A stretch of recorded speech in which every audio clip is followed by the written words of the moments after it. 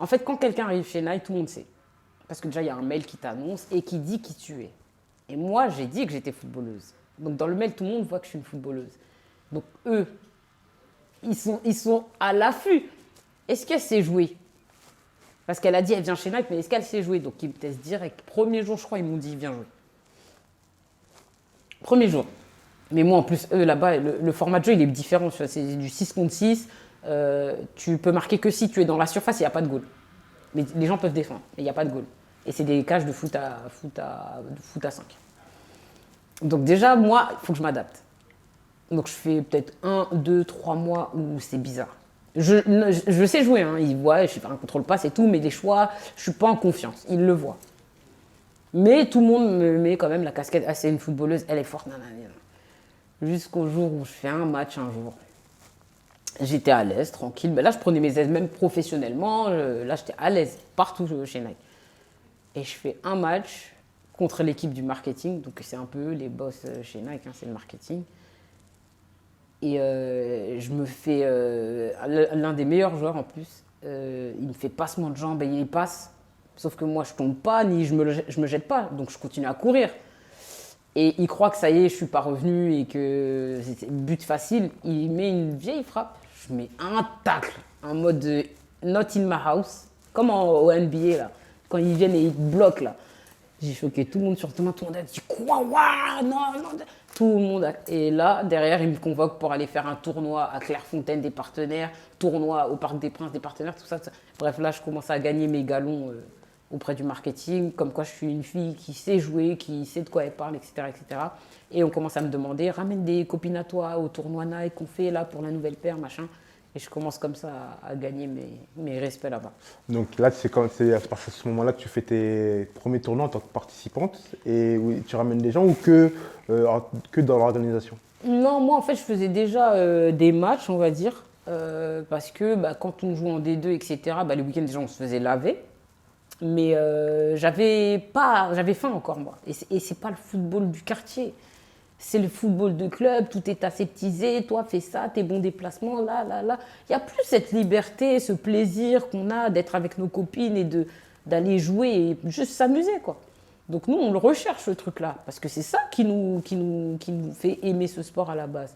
Donc quand on n'avait pas match, moi je rappelais mes anciennes copines qui étaient restées à Cergy, j'appelais d'autres filles avec qui on avait sympathisé, et on faisait des matchs comme ça. On essayait de se retrouver, des fives, des trucs, on voulait en fait retrouver ce truc-là. Donc je faisais déjà ces trucs-là. Et même, je me rappelle que des fois, quand tout le monde n'était pas disponible, j'allais sur Twitter et je cherchais des joueuses de foot. Tu étais dans l'organisation de... Bah oui, en fait, je faisais juste les choses. J'avais envie, il n'y avait rien qui était fait. Donc je faisais ce que j'avais envie, en fait, tout simplement. Donc je faisais ça. Et je faisais des rencontres comme ça. On jouait et tout, ça se passait bien. Comme ça. Et donc une fois que, en soi, quand Nike te dit après, oui, viens à tel tournoi, en fait, tu le faisais déjà. Du coup, c'était la continuité de ce que tu faisais. Naturellement, ouais. C'était naturel, c'était une suite logique. Et quand ils me disent ça, par contre, je me dis, là, je ne vais pas prendre n'importe qui. Hein. Parce que moi, à la base, quand je fais mes tournois, je m'en fous, tu peux être nul. Je veux juste jouer avec mon équipe de copines et prendre du plaisir. T'es fort, t'es nul, on s'en fout de nous, on sait qu'on s'amusera. Donc j'ai ramené les meilleurs joueurs. Il y en a, je ne les connaissais même pas. On se connaît de vue parce qu'on a déjà joué les unes contre les autres. En plus, moi, j'avais déjà fait un peu D2, machin. R1, il y a quand même des pépites. Et à cette époque-là, les meilleures choses, elles n'étaient pas toutes en D1 ou au niveau. Hein. Il y en avait plein qui traînaient encore dans les petits clubs. Donc là, je ramène les filles de Montois, les filles de Saint-Maur, les filles d'Argenteuil, que des pépites, que des filles qui sont trop fortes techniquement. Et ça, c'est quoi le résultat? Ils sont choqués. Waouh, waouh, waouh, les mecs qui sont autour, ils sont là, tu vois des grimaces, des trucs, ils sont... Ben oui, c'est ça mon sport. Les meilleurs, elles sont même pas à la télé. Moi, j'avais ce truc-là aussi. À la télé, je trouvais que c'était pas les meilleurs. Des fois, j'avais l'impression, mais je peux être meilleur qu'elle. Des fois, tu sentais. Et je me rappelle, j'aurais toujours une fois, j'étais à Daumont, il y avait un match où Bruno Bigny était venu. En D2, ou je ne sais plus quel niveau. Et la présidente du club, elle vient me voir, elle me dit, tu veux que je te le présente, tu veux aller en équipe de France? Je dis, mais c'est comme ça marche le truc là. Je dis, non, je veux pas moi. Parce que nous, c'est quartier, ce que tu as, tu dois le mériter. C'est pas tu connais un mec, tu lui as dit bonjour et tu vas avoir le truc. Et j'avais trop cette mentalité quartier, moi c'était trop comme ça. Et donc quand j'arrive, pareil, j'arrive à Issy-les-Moulineaux, Au début, je joue pas. Parce que pareil, il y a un monde. Moi, j'étais retournée dans mon foot quartier. C'était la bonne ambiance. Tu te places n'importe comment, tu trucs. J'avais oublié que là-bas, là, c'était comme ça. J'avais oublié, moi, ce haut niveau. Donc, pareil, adaptation. Me rappeler les trucs, les placements, les trucs. Nanana. Je joue pas. Allez, je joue pas 2-3 mois. Il devait pas me prendre un match. Il m'a prise en D1 parce qu'il y a eu une malade dernière minute. J'ai monté dans le bus pour aller jouer avec la réserve. Ils m'ont dit descends, tu vas avec la D1. J'ai joué 5 minutes contre PSG. C'est ça mon premier match en D1. Et après, tu as pu lâcher le groupe ou après tu as fait. Non, après je suis redescendu. Je continuais mon petit bonhomme de chemin. Par contre, je performais. En R2, là, on fait monter la R2 en R1. Je mettais but sur but. Là-bas, je deviens attaquante. Parce que moi, je suis défenseur central à la base. Mais je peux jouer devant aussi. Parce que, je sais pas comment t'expliquer, mais moi, je suis comme ça. En fait, je préfère les courses franches. Les vraies, je peux pas tout le temps trottiner là. Moi, c'est les courses franches, les vrais appels, tu te replaces. Enfin, il n'y a pas de. Voilà. Et ici, me recrutent en D1 féminine en attaquante. Alors que même en R3, quand je leur dis je suis attaquante, reste derrière, t'es meilleur derrière. Mais au milieu du match, on me fait monter, je mets un but et retourne derrière. C'est ça qu'on me fait. Moi, c'est comme ça. Il y a des filles, même, je les revois aujourd'hui, mais toi, je me rappelle, je compte toi, ton coach, tu jouais derrière, il t'a fait monter, t'as mis un but, il t'a remis derrière. Et ça les choque, les filles. Mais moi, c'est comme ça. Moi, le foot, j'ai pas l'approche comme tout le monde. J'ai pas. T'as pas l'approche carrée dans les cases. J'ai pas ça, moi, c'est ce que j'ai envie. Mais au final, c'est cette chose-là qui. Le fait qu'on ne pouvait pas te mettre dans une case, c'est ça qui a plu à tous les coachs. C'est pour ça que chaque année, on t'a plu, en fait. C'est ça. Et puis, j'étais quelqu'un qui parlait pas, moi. Moi, tu m'as dans ton groupe, tu vas voir quelqu'un qui bosse. Tu vas entendre tout le monde parler. Moi, je parle pas. Je parle pas. Parce que déjà, j'ai pas mes potes avec moi. Donc, ça va être dur de délirer. On n'a pas les mêmes délires et c'est pas des filles du quartier. Donc, t'essaies de t'intégrer. Bonjour, tu rigoles 2 fois et après, tu joues au boulot. Mais j'étais comme en mission. J'étais là pour apprendre, en fait. Moi, j'étais là pour cocher une case de plus dans mon CV parce que moi, je voulais un truc complet. C'est tout. Mais j'avais pas d'ambition. Moi, je me disais pas, je vais aller en équipe de France, je vais aller en équipe du Sénégal. Je me disais rien, moi.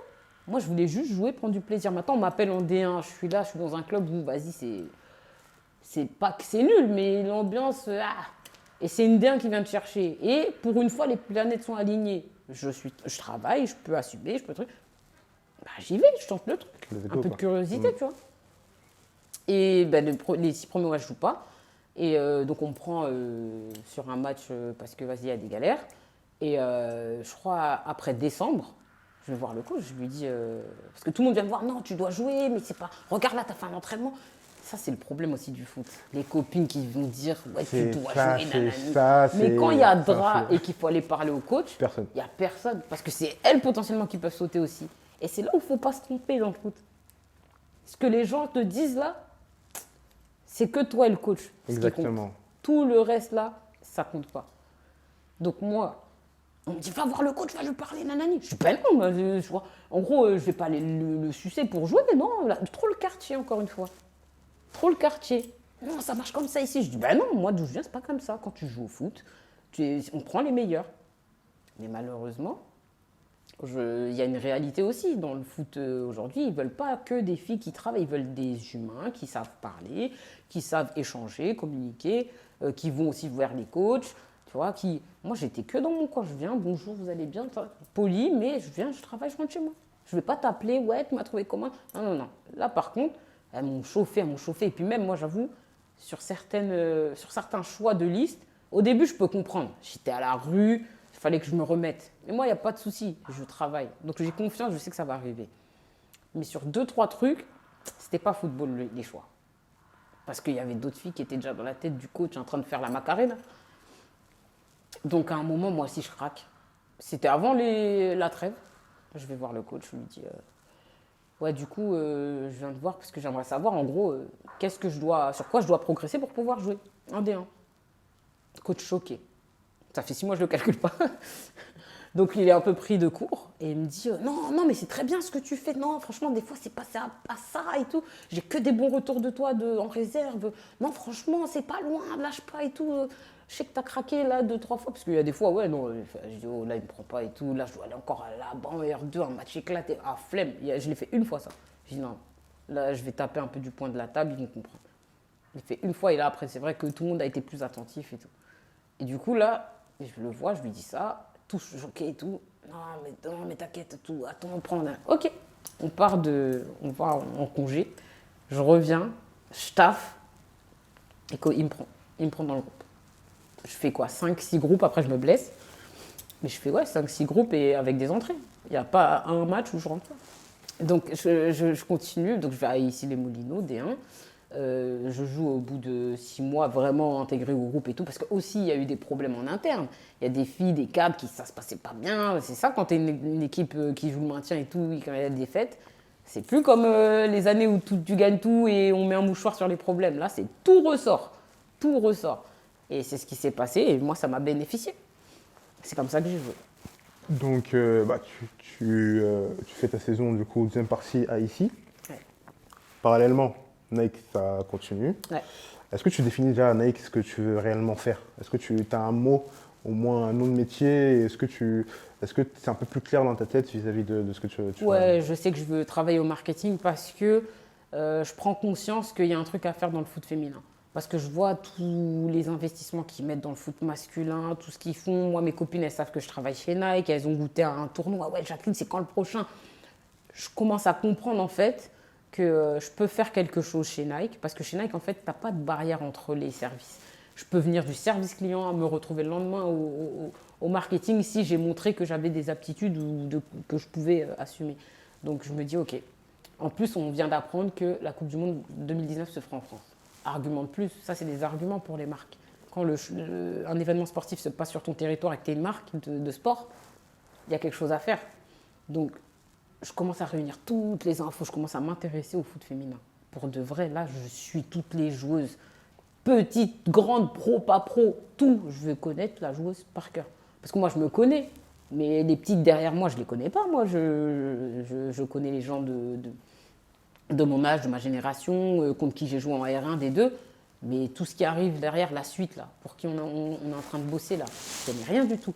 Donc là, je me mets en mode. Mes réseaux sociaux, à la base, c'était que des baskets. Je suivais que les gens qui aimaient les baskets. C'était que ça. Là, je commence à follow toutes les footballeuses que je peux apercevoir sur les réseaux. Les gens ont dû croire que je suis une folle, hein. Mais j'ai suivi parce que je voulais voir comment elle vit. Parce que ma vérité, c'est pas forcément celle de l'autre. Donc, je suis obligée d'avoir un panel autour de moi, de savoir de la pro à la moins pro, savoir. Mais sauf que le problème, c'est quoi? C'est que la plupart des footballeuses, leur Insta, il est mort. Il y en a très peu qui savent communiquer, ils utilisent correctement l'outil. Même des pros, ils vont te montrer que le foot. Montre un peu comment tu t'habilles en normal, montre un peu. Je te dis pas de raconter toute ta vie, mais montre un peu que t'es un humain, quoi. C'est ça, t'avais aucune info de en fait, qui tu es en fait. On sait pas, on sait pas. Il y en a, il y a que du foot. Entraînement, match, entraînement, c'est tout. Tu vois pas la voiture qu'elle conduit, je sais pas moi, un peu de lifestyle, un peu de qui tu es. Mais tu voyais pas. Et les petites, encore pire, même pas de photo de profil. Pour savoir qu'elles sont footballeuses, tu tombes des fois sur une story, tu dis ah, ou bien il y a une copine qui va la taguer, du coup tu sais que c'est elle qui est sur la story de l'autre. Donc je les suivais comme ça. Donc tu fais ta petite enquête, tu améliores tes connaissances vraiment dans le football féminin. Et surtout la footballeuse. Et la footballeuse. Ouais, la footballeuse, elle, je la connais très bien. Et pourquoi tu as voulu aller vraiment sur la footballeuse et pas plus globalement le football féminin? Enfin, tu pourrais juste t'arrêter sur le football féminin et te dire que c'est bon, tu vois. Parce que j'ai voulu aller dans le micro. J'ai voulu aller dans le détail. Parce que ce qu'on faisait et les questions qu'on me posait, ça allait dans ce niveau de détail-là. Quelle musique elles écoutent? C'est qui leur chanteur préféré? Qui les inspire? C'est qui leur star préférée qui les inspire? Tu vois, toutes ces questions-là, je ne pouvais pas répondre. Mais aujourd'hui, tu demandes à une footballeuse, elle va te dire c'est ma maman. Ben, même si on a fait des progrès, tu vois. Mais nous, on a pris des filles qu'on a eues en interview. On leur demandait c'est qui ton modèle? Ma maman. Personne d'autre. Allez, vite fait, Serena, Beyoncé, parce qu'elle est. Voilà. Mais jamais une joueuse pro. Jamais un joueur. Même des joueurs pro, c'était plus cité qu'une. Donc c'est là où tu te rends compte du travail. Et tout ça, moi, ça m'a fait prendre conscience. Quand je voyais même comment elles se comportaient les footballeuses, les produits, des fois, il y en a qui c'était bien. Des fois, il y avait des pépites, attention. Hein. Des fois, tu les vois, elles se baladent dans les magasins, elles disent ouais, c'est relou, il n'y a jamais ce qu'on veut pour nous les. Et ça, c'est de l'or pour nous, les marques. Tu as des problèmes réels en visu, tout de suite en live limite. Et en fait, quand tu travailles dans une marque, il y a des gens qui sont très loin De on va dire l'opération. du terrain. Mm. C'est-à-dire que même parler à une footballeuse, en trouver une, eux tout seuls, ça va être compliqué. Parce que c'est des gens, déjà, ils viennent même pas de Paris la plupart du temps. Ils arrivent sur Paris, ils vont aller parler à des clubs. Les clubs, ils vont pas t'ouvrir la porte comme il faut. Enfin, c'est compliqué. Moi, je suis de Paris. Je suis une footballeuse. Et je suis en train d'ajouter à ma casquette, à mes casquettes, la casquette de meuf qui connaît les footballeuses en plus. Tu vois? Donc, tous ces trucs-là ont fait que je devenais un atout pour cette marque. Je devenais un atout pour cette marque dans l'optique en plus de la Coupe du Monde en France 2 ans plus tard. Donc on commence à me prendre, on appelle ça un stretch, on me prend pour 2 ans au marketing. Voir ce que je vaux, ce que je peux amener, comment je peux apporter, comment j'évolue, etc. Je fais 2 ans. Mon premier gros coup là-bas, c'est le tournoi Fantôme. Premier tournoi, gros tournoi vraiment, où on fait des qualifs dans les quartiers. On va après faire la finale en bas de la Tour Eiffel. Et là, dès le départ, il y a les filles. Elles font les qualifs dans les quartiers, comme les garçons. C'était dur, hein. Il y a des départements, on n'a pas rempli. Et c'est là, pareil, moi je me challenge. Ah là, je n'ai pas rempli, l'année prochaine, ils vont voir. C'est que des trucs comme ça. Ah là, j'ai pas su répondre à cette question-là sur le foot féminin. Ils vont voir. Je vais chercher la. C'est que des trucs comme ça. Moi, en fait, j'aime pas, encore une fois, par rapport à mon amour propre, j'aime pas ne pas performer. J'ai horreur de ça. Je sais pas si c'est le foot qui m'a amené ça, parce qu'en vrai, même en jouant à bas niveau, j'aime pas perdre. Enfin, personne n'aime ça, mais moi, quand je perds, je vais m'asseoir, je vais me dire non, la prochaine fois, attends, il s'est passé ci, je vais analyser toute seule. Même un match de quartier. Mais après, en D1, ça, t'es obligé.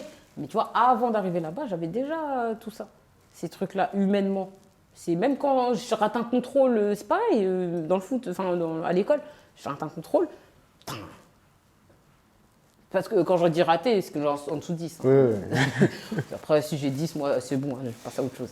Mais tu vois, c'est toujours cette volonté aussi de faire les choses.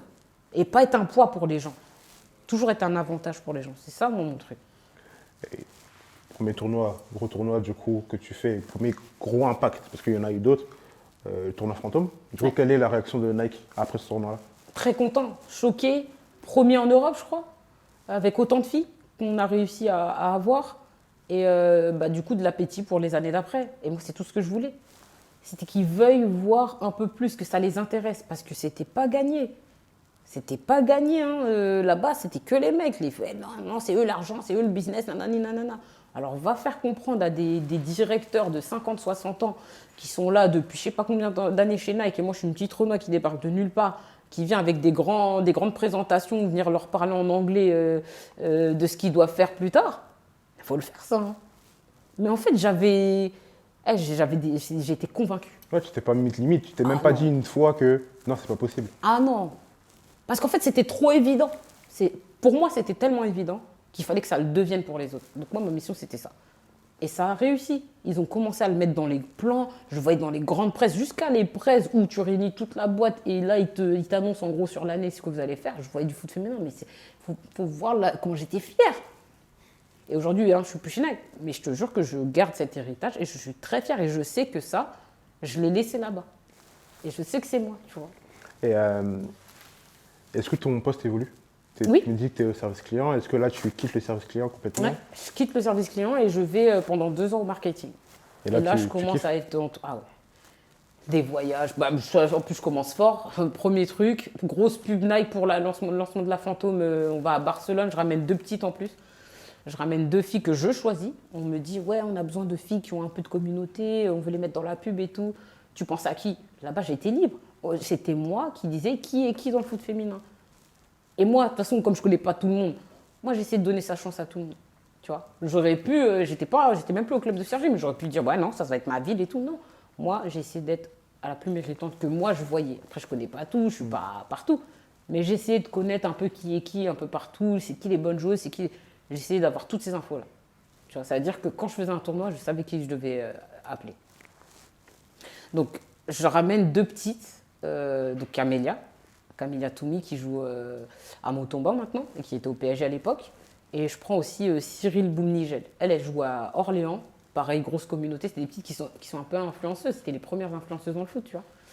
Et on va faire une pub à Barcelone. C'est comme ça que je commence mon taf au marketing chez Nike.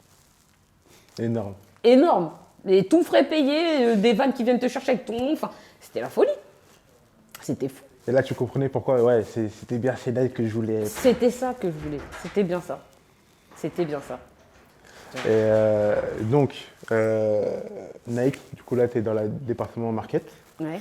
Parallèlement, du coup, à ici, tu dis que tu te blesses. Comment ça Ouais. se passe pour la suite de ta carrière niveau footballistique? Quand je suis à Issy-les-Moulineaux, bah, eux, ils voulaient me conserver. Ils descendent en D2, mais ils voulaient me conserver.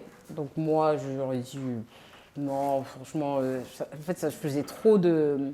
C'était trop avec le travail, le trajet et tout. En plus, la blessure, pour moi, elle vient de là, tu vois. Donc ça faisait beaucoup. J'ai un espèce d'agent qui m'appelle, ouais, je veux t'envoyer là-bas, Albi, montant D1. Hein. Non, je suis pas mobile. Non. C'est bon, en fait, j'ai coché la case D1, ça y est, stop, je m'en fous, je veux plus.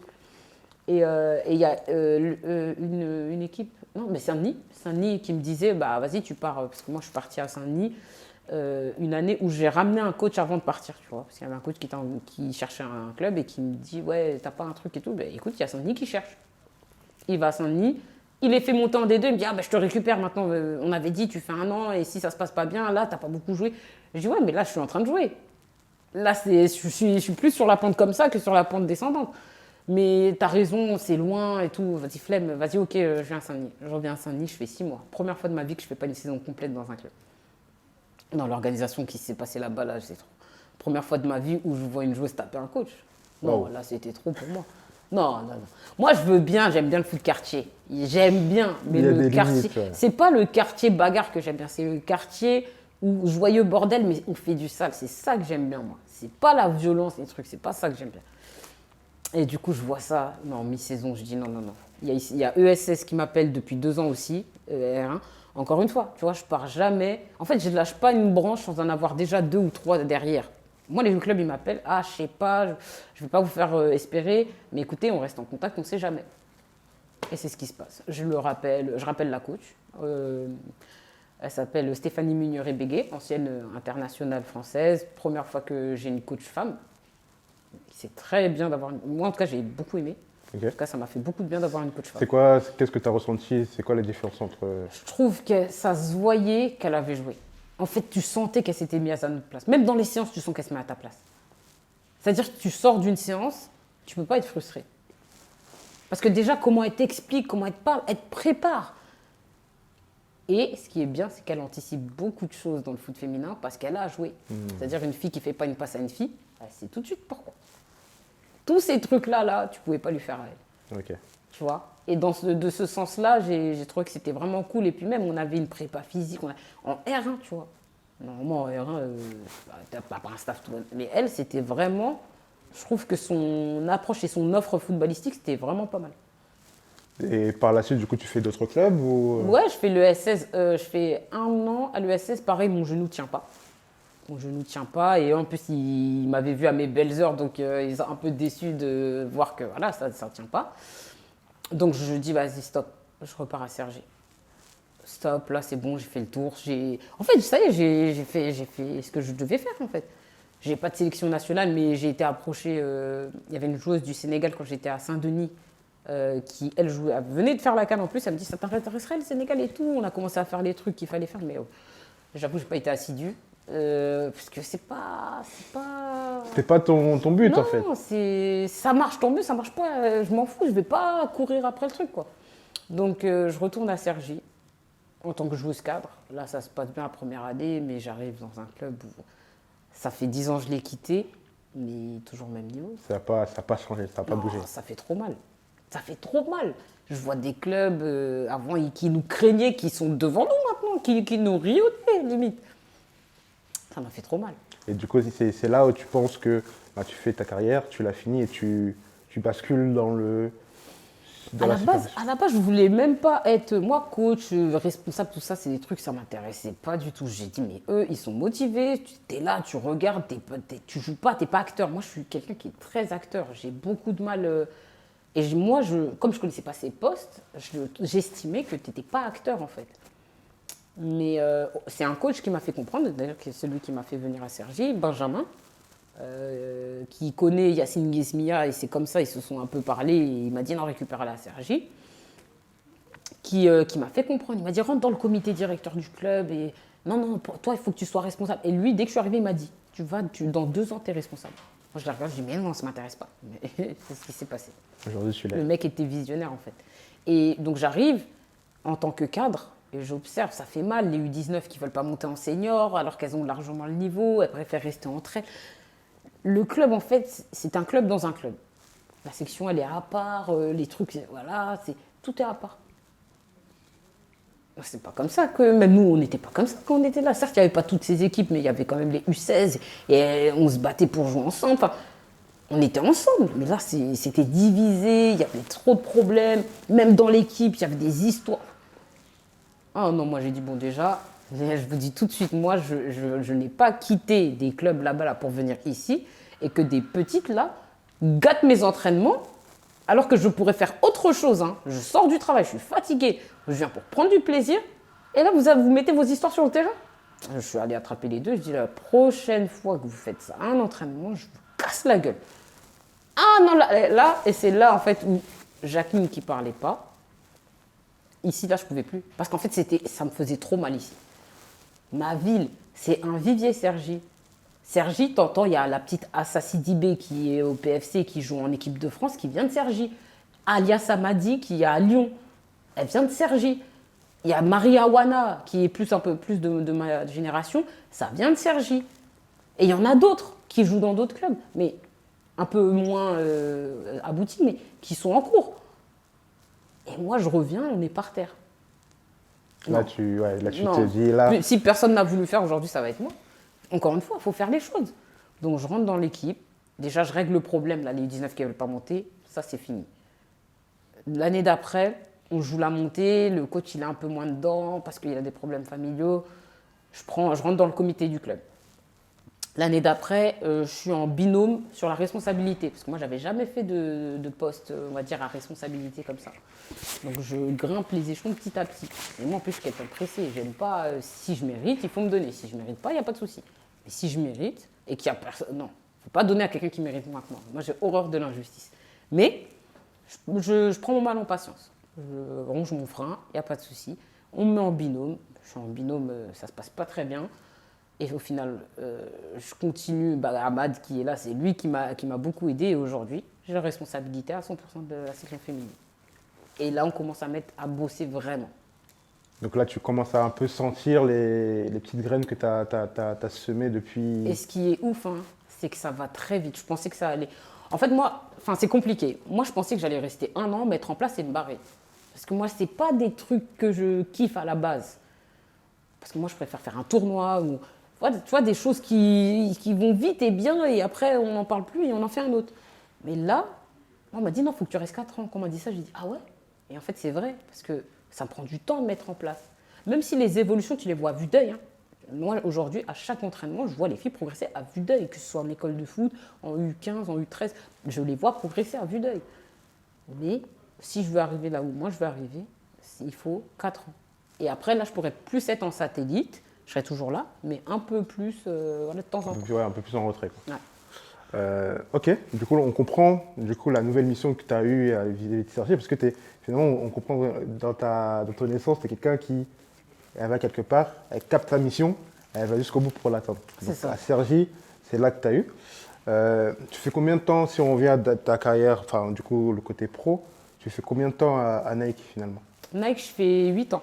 8 ans. Je fais 8 ans chez Nike, je fais 3 ans au service client et je fais 2 ans, enfin, je fais les deux là, marketing et service client, je le fais peut-être, allez, je le fais 4 ans, non, 3 ans, je fais 3 ans, parce que des fois je recrute pour les tours et tout, et je fais 2 ans plein au marketing. Donc j'arrête chez Nike, moi on me sollicite, bizarrement. Mais je me rendais même pas compte, mais chez Nike, en fait, on me sollicitait, mais à chaque fois, je disais non. Parce que je suis chez une marque, t'es pas libre. En En fait, je me rends compte que je sors d'une prison, entre guillemets, prison dorée, hein, très dorée même. Mais je sors Quand tu dis qu'on te sollicite, c'est d'autres marques qui viennent voir. d'autres marques, des personnes pour des projets qu'avant j'aurais pas pu parce que pour X raisons, je peux pas faire ce que je fais chez Nike pour voilà. Mais je me rends compte en tout cas du champ des possibles et de toutes les chances que les gens m'offrent et de l'image que j'ai parce que moi je me rends même pas compte. Les gens croient que peut-être que je sais qui je me rends pas compte. Moi je fais juste les choses et je cherche pas de gloire. Je cherche pas. Là, j'ai commencé à communiquer sur ce que je faisais parce que je voulais pas qu'on s'approprie mon travail. Et pas pour dire, ouais, c'est moi, regardez. Non, moi, je suis pas quelqu'un des spotlights à la base. Je suis quelqu'un qui veut juste faire les choses et qui estime faire ce qui est juste. C'est tout. Ça va pas plus loin. Donc là, tu te mets à ton compte. Ouais. Tu es sollicité par des marques que vis-à-vis du football féminin Ouais. ou d'autres. Non, là j'ai un truc avec le basket qui arrive.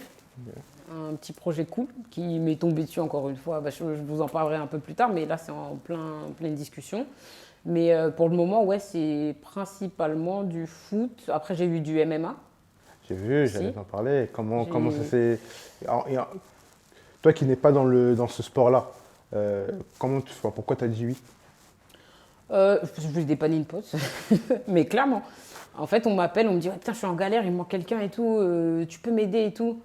Je faisais rien, j'étais dispo. Je fais, oh, MMA sur. On me dit ça, je fais oh. Et la première fois que j'y vais, je finis, je dis hey, tu m'appelles quand tu veux, c'est trop bien. Ah, t'as kiffé. La curiosité encore, tu vois, tu laisses des chances à des trucs et c'était magnifique. C'est différent du foot, mais ça a ses forces. Hein. Franchement, je pense que ça a un gros potentiel, ce truc-là. Et du coup, c'est quoi ton rôle quand on t'appelle? Toi, tu fais quoi? Je suis coordinatrice topage, c'est-à-dire que je donne le top pour les combats. Donc je fais descendre les combattants. J'ai une équipe, je manage une équipe.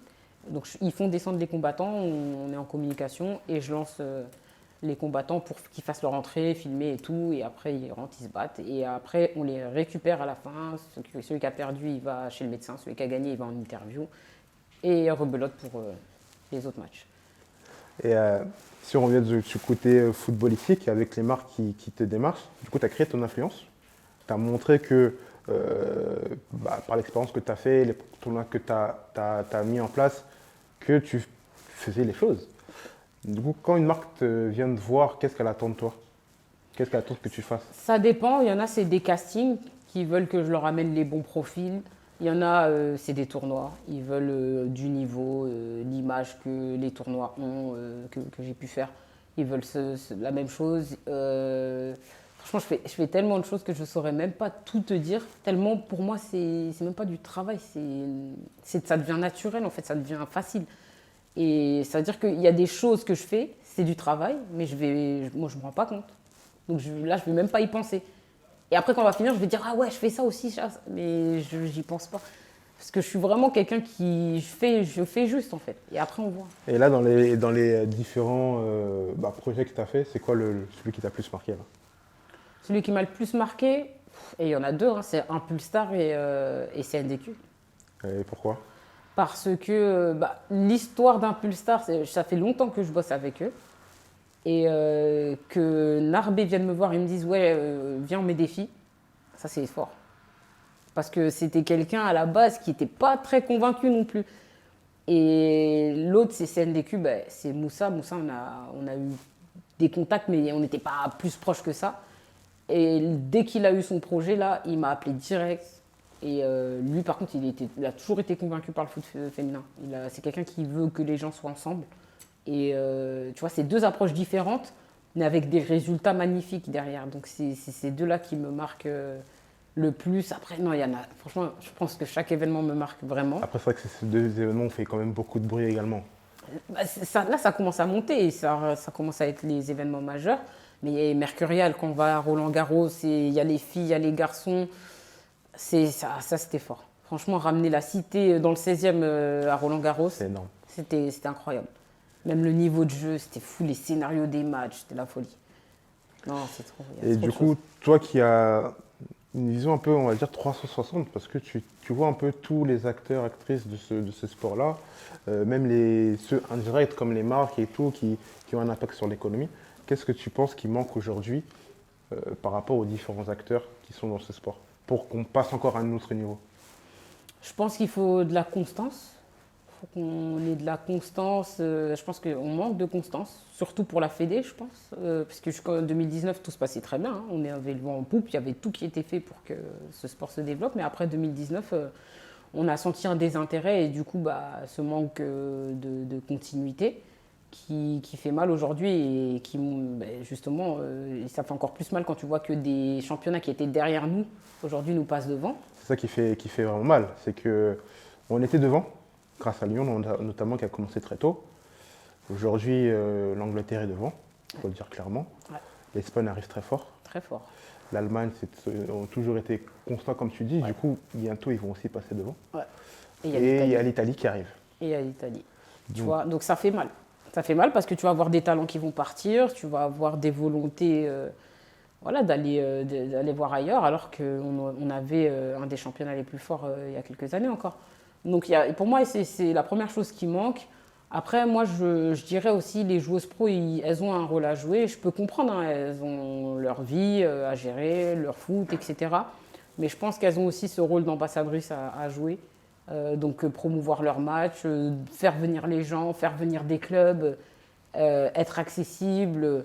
Je pense que ça va beaucoup aider le sport. Si on arrive à avoir ce côté, cette sympathie des filles, outre ce qu'elles font en club, mais en dehors, tu vois. Je pense que ça pourrait aider aussi. Et après, les marques, je pense qu'il ne faut pas les laisser non plus trop dicter ce qui doit être fait. Donc c'est bien qu'aujourd'hui, je trouve qu'il y a de moins en moins de tournois de marques et que les marques donnent plus de la force aux gens qui font. Donc ça, je pense que c'est la bonne direction parce que... Après, il faut faire attention parce que tu as des gens qui vont faire parce que les marques aident et tu as les gens qui vont faire de base parce qu'ils partent d'un constat et qui veulent faire les choses. C'est ces gens-là qu'il faut aider, pas ceux qui vont faire pour les marques parce que ça malheureusement, ça n'aura pas le même impact que l'exemple numéro 1. Donc non, il faut continuer à aider, on va dire, les travailleurs de l'ombre. Pour moi, c'est dur parce que les marques, elles sont loin de ces gens-là. C'est ça. Donc c'est très dur, mais il faut avoir des gens qui savent les dénicher, qui savent bien sentir les gens aussi, parce que tout le monde, malheureusement, n'est pas... N'ont pas l'appétence de... N'ont pas l'appétence, mais n'ont pas les bonnes intentions. T'en as qui sont là aussi. pour faire de l'argent, t'en as qui sont là pour exister, t'en as qui sont là parce qu'il faut le faire, t'en as qui sont là parce qu'ils veulent un avenir meilleur pour les filles de demain. Voilà, il y a tous ces gens-là qu'il faut arriver à trier, à lire et à bien choisir et à bien aider. Je pense que c'est comme ça qu'on y arrivera. Très clair. Je suis tout à fait d'accord sur ce point-là. En tout cas, Jacqueline, je pense qu'on a très bien parlé. On a fait le tour. On a vu ton très beau parcours, très enrichissant. Merci. D'un point de vue pro, académique, mais également footballistique. C'est quoi, où est-ce qu'on peut te voir dans les prochaines semaines, prochains mois? Prochain mois, on a un tournoi en décembre là, avec les hijabeuses et une marque suisse qui s'appelle Camac. Donc voilà, on essaye de faire des choses aussi qui ont du sens. Camac, c'est une marque engagée dans le commerce équitable, le fait que tout le monde soit gagnant. C'est de la modest fashion, mais bon, c'est de l'oversize aussi. Il y a un point de vue un peu dans tout ce qu'elles font, donc c'est fort.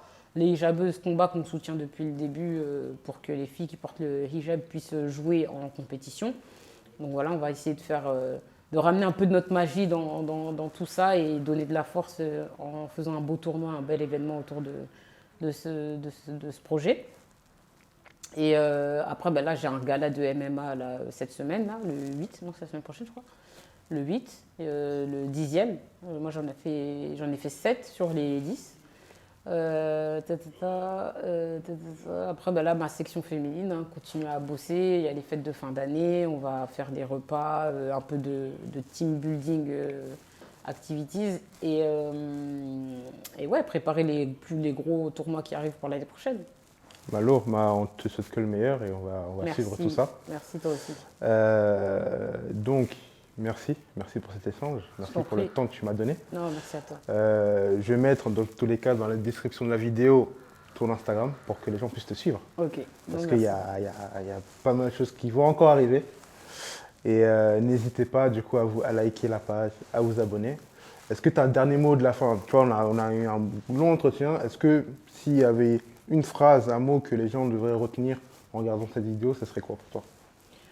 Ce serait, faites les choses qui vous semblent injustes pour justement qu'elles vous semblent plus justes et essayez d'unir plutôt que de diviser. Essayez d'unir, même si je sais que c'est pas facile, mais je pense qu'ensemble on sera plus fort. Merci à toi. Merci.